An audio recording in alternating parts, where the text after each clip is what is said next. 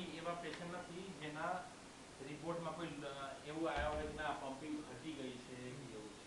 અને બધા દર્દીઓ એવા આવે સર્જરીના રૂલ છે કે જેટલું પમ્પિંગ ઓછું એટલું સર્જરીના રિસ્પોન્સેબલ વધારે.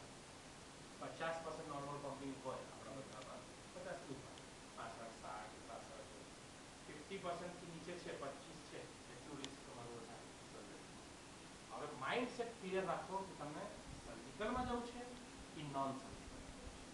જ્યારે માઇન્ડ એકદમ ક્લિયર હોય કે સર્જિકલમાં જવું નથી તો મારે ટ્રીટમેન્ટ માટે વિચાર અને 35 દિવસ આરામ આવો રવિવાર ગેપ રાખીએ અમે કોઈ આમાં ઇન્જેક્શન દવા નહીં વાપરીએ.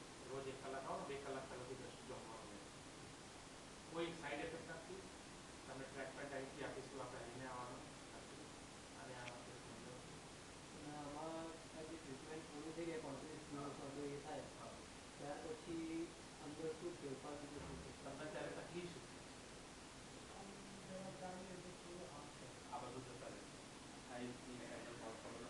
સિમ્પ્ટમેટિકલી રિલીફ પમ્પિંગ વધ્યા મીન્સ કે નવી ધમનીઓ ફોર્મ થયા.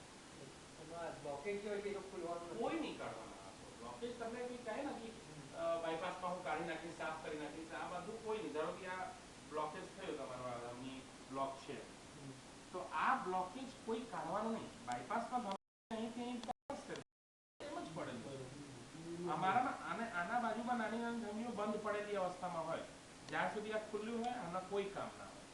જ્યારે આ બંધ પડે ઓટોમેટિક પોળું થવાનું. આજે ચાલી રહ્યા છો આ નાની ધમનીઓ ઉપર અને એનું એકદમ પોળું કરવાનું કામ પ્રેશરથી એકદમ પોળું કરવાનું કામ આ એરિયામાં બ્લડ સર્ક્યુલેશન નોર્મલ કરવાનું કામ અને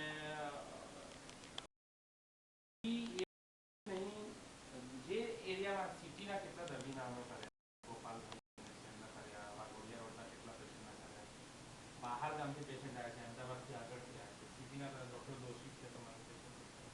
પમ્પિંગ લો છે તો આમાં તમારા સર્જિકલમાં એમ પણ રિસ્ક મળશે. તમને એવું નથી કે આમાં કોઈ તમને એવું કરશે. નૂરભાઈ કરીને અત્યારે જસ્ટ ફિનિશ કરીને ગયા કદાચ તમે જોયા એમના પમ્પિંગ 15% હતી છેલ્લા વર્ષે. સર્જરીને ના પાડી છે એમના ડોક્ટર દિવસ હવે ચલાવો જેટલું ચાલે એવું કરવાનું.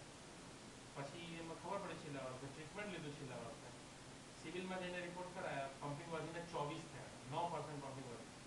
આ વર્ષે ફરીથી 15 કલાક લઈ રહ્યા અત્યારે આવી રહ્યા 7 દિવસ થયા બીજું 8 દિવસ સારું લાગ્યું અમને. કીધું કે જેવી રીતે હું દર વર્ષે 15 કલાક લઈશ 50 સુધી પહોંચવા જેટલું અને દર્દી જાતે કહેશે કે એમને કેવું લાગે.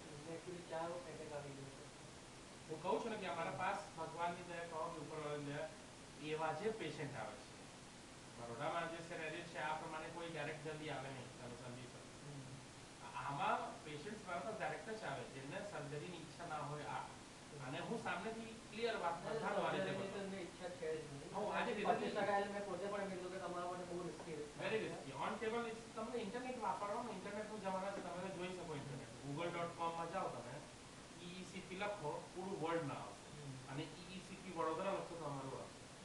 આ તમે સર્ચ કરો ઘણા પેશન્ટના હું દાખલા આપ્યા છું. મેં ઇન્ટરનેટ ઉપર જોયું છે અને ઘરે કોમ્પ્યુટર જેવું કશું છે તમે આ જોઈને આવ્યા છે એટલે અમારે વર્ક કરે છે. ઓકે સાથે આવતું વાંધો નહીં તમારી સાથે કઈ છો મારે ઓકે છે. ઓકે શું છે અમારે કાપડનું ને મેટ્રેસીસનું બધું કામ છે. ના ઘણા લોકો લીધું અને કોઈનું લોસ નથી.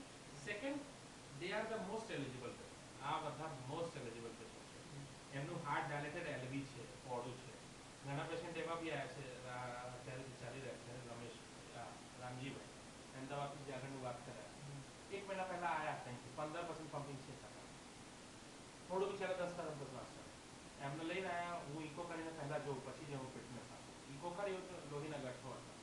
લોહીના ગાંઠો જામેલું હોય તો અમે ECP નહીં આપીએ સાઈડ ઇફેક્ટ એમનું લોહીના ગાંઠા ઉગાડવા માટે દવા લખી કીધું તમે 15 દિવસ ફરી આવો ફરી ઇકો કરી તો ઓગળી ગયા હશે તો ટ્રીટમેન્ટ ચાલુ કરી. ઓગળી ગયા હતા ટ્રીટમેન્ટ ચાલુ કર્યું આજે 9મો દિવસ છે. આ તો તમે ડિસાઈડ કરો પછી બ્લોકેજ થવાનું કારણ શું એમાં કોઈ રીઝન નથી. રીઝન છે ખાન પાન શરૂઆતથી જે હોય આ ધીમે ધીમે કોઈ વસ્તુ એક દિવસમાં ના થાય. આ એટલા સુધી તમે પહોંચો છો તો આમાં ઓછા હોય તો 15 વર્ષ લાગી આવશે આ પ્રોસેસ 10 થી 15 વર્ષ. આ 4 વાળી એટેક કહો છો ને આ કેટલા વર્ષ થયા 15 વર્ષ કહું ને તમે 15 વર્ષ કીધું ને આ પોઝિશનમાં પહોંચતા 15 વર્ષ લાગ્યા.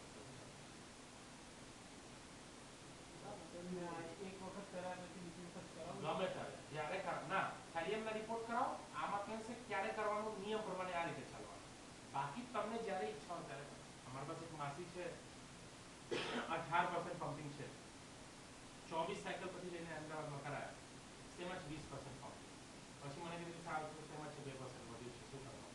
હું કીધું તમને કહો શું કરવાનું, તો અમે 35 પૂરું કરીશું પછી અમને કરવાનું, અમને જે કાર્ડિયોલોજિકલ સિગ્નલ. હું કીધું ઠીક છે, બોમ્બે તમે ડૉક્ટર રમાકાંત પાંડેનું બતાવ્યું એશિયન હાર્ટમાં. ગયા બોમ્બે સાહેબે કીધું કે એમના કેસમાં કશું બીજું નહીં થવાનું, ફરીથી જઈને 35 કલાક અને એમનું કાલે પૂરું થઈ ગયું.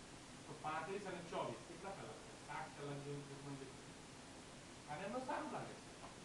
અમને તો મેઇન પર્પઝ શું છે, તમને ચીર ફાલ વગર ચાલુ થતા હોય. એલોપેથીના એક જ ટ્રીટમેન્ટ છે જેમાં દવા નહીં વપરાય, યુરિન ટ્રીટમેન્ટ. રોટરી ક્લબના તમારા ઓપી રોડ ઉપર છે ને દીપકભાઈ દેસાઈ, 14 તારીખથી શરૂ કરી રહ્યા છે ટ્રીટમેન્ટ. 14 તારીખથી દીપકભાઈ દેસાઈ 14 સપ્ટેમ્બરથી. આ બધા ઓપી રોડથી પણ આવ્યા છે, વાસના રોડથી પેશન્ટ આવીને ગયા છે, જીએલ ગુપ્તાથી ઘણા પછી સવા વર્ષ ઉપર થયા છે. બરોડામાં we are the only USFD approved centre, ગુજરાતના 4th સેન્ટર. એ જામનગરમાં એક છે મશીન, કેશોદમાં એક છે, અમરેલીમાં એક નવી આવી છે, અને રાજકોટમાં ચાઇનીઝ મશીન, અમદાવાદમાં ચાઇનીઝ મશીન. કારણ કે મેં નેટ ઉપર ચેક જોયું એમાં અકીલા રાજકોટ એવું નથી બોલતું. આ અકીલા ન્યૂઝપેપર છે. અરે ન્યૂઝપેપરમાં એટલે ન્યૂઝપેપરમાં આવ્યું હતું. હા મારું આવ્યું હતું અકીલામાં. મારું હા ન્યૂઝપેપર કટિંગ હતું. એટલે મેં ન્યૂઝપેપર હા તો તમે જોયા હશો અકીલા. જામનગરમાં છે ને? જામનગરમાં છે, સમર્પણ હોસ્પિટલમાં. જામનગરમાં सबसे पहला है. स्टर्लिंगમાં હું વિઝિટિંગ કન્સલ્ટન્ટ છું. છેલ્લે 4-5 વર્ષ હું ડભોઈ પ્રમુખ સ્વામી. હા વિચારીને કહેજો તમને. એટલીસ્ટ 10 દિવસ પહેલા 75,000 છે બધા ચેકથી પહેલા દિવસ તમારે આપવાનો. 70 પ્લસ ટેક્સીસ છે, ઓલમોસ્ટ 75,000. અને ચેકથી કેશ બી આપણો તરફ આવતી, ચેક ક્લિયર થતું તરફ આવતી, ડે 1. અને બીજી વસ્તુ કે પાર્ટ વાઇઝ તમને આપવાનું હોય તો અમે 10 ડેઝના મેક્સિમમ આપીએ. ફર્સ્ટ ડે 40,000, બાકી 35 તમને ચેક આપીને રાખવાનો 10 દિવસના અંદર.